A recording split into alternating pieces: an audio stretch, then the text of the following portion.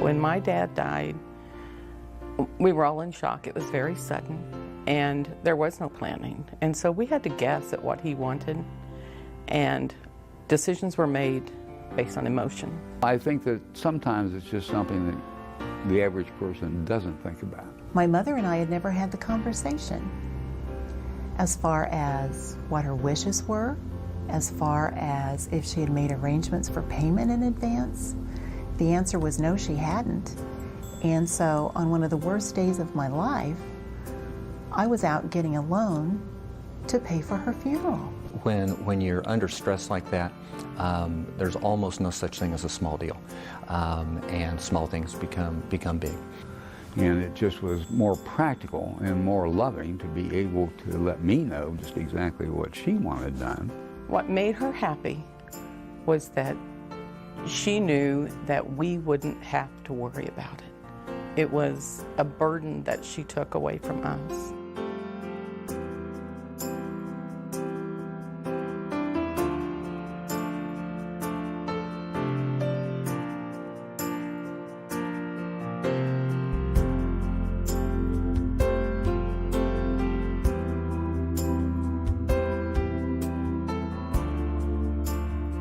And you know, a death in the family can certainly bring out the best in people. It could bring out the worst, and it can do both on the same day. If there are any issues between family members, death and dying does not bring out the best dynamics. It's so easy for brothers and sisters, for instance, to feel that mom or dad would certainly not have wanted something or would have definitely wanted something.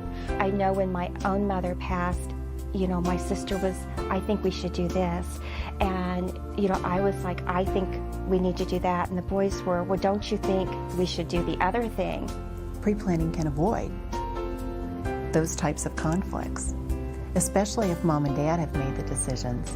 If that burden can be lifted, then, you know, the loved ones can be about celebrating life.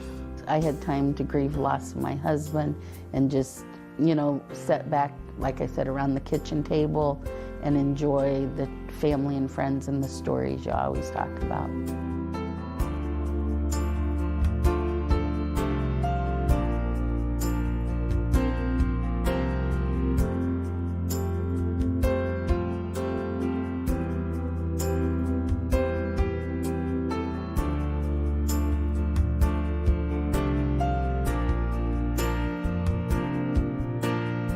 I feel as if everyone would want to be remembered a certain way, and it's very difficult to even think about how you want to be remembered. But if we ask them, how would you like to be remembered? What do you want to tell your children? What would you want them to know about how much you love them, about how much they touched your life and how much they filled your life full of joy every single day? We were able to have a more open discussion about what they're really feeling and what they really want. They had a couple children, and you know, we could start talking more about what we could do to help them in the ceremonies, you know, to make them be included in it. We have people come in all the time who say, oh, we had the best time pre-arranging our funeral. It was so much fun. We really enjoyed it, and we're really glad that we took care of it. Personally, I felt it was such an easy experience for myself, and actually it was a happy experience for me. There's a lot of laughter, there's stories being shared, there's just a whole different mindset. They're more free because they're not dealing with that loss right up front. And even if there was crying and sorrow because of what they were doing and how they were going about things and pre-planning, even though they were pre-planning a funeral, it was a very healthy kind of emotional conversation. There was no rush, there was no pressure. She explained everything.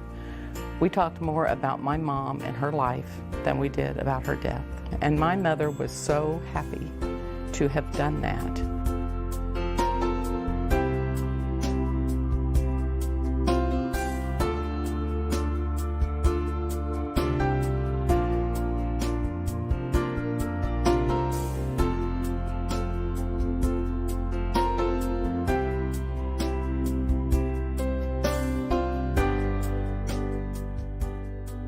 think the biggest benefit is that the customer who comes in to prearrange their funeral gets to decide and select what they want for a funeral. It was very important for her to choose, because when she had to make the choice for my father, she always wondered if that's what he would have wanted. When we get to the end of our life, we must want to tie our all the little loose pieces together too, and I think it's comforting to people to know that they've taken care of that. And to me, that's always a joyful thing. And so we wanted to make sure there were certain hymns and music that we really liked that also would make other people leave feeling the joy.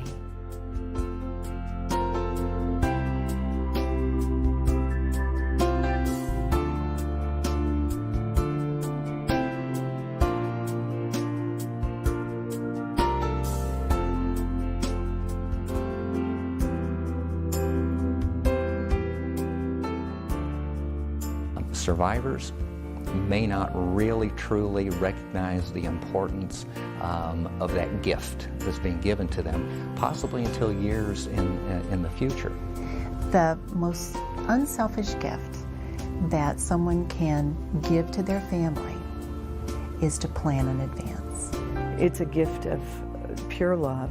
It's a gift of considerate behavior. It's a considerate gift forever to hold and to hold dear.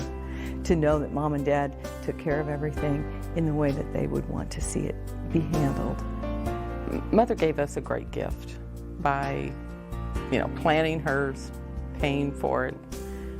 Not that we wouldn't have been happy to pay for it, but we didn't have to. So it really was a gift she gave us. Probably the last best gift you can give your children is a prearranged funeral.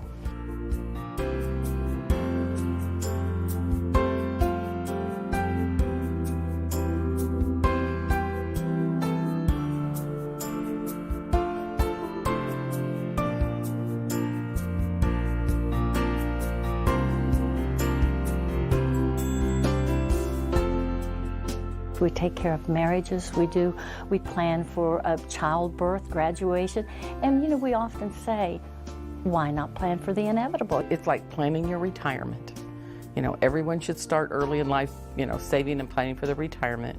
And this is just one more piece. You're planning what you're going to do, where you're going to go, what activities you're looking forward to, but you also need to plan for there's going to be an end. And you want to make that as easy for your family and your spouse as possible. I think people just are realizing more and more the value of getting things done in advance like this, just as they do their wills, their power of attorney papers, their living wills and all this.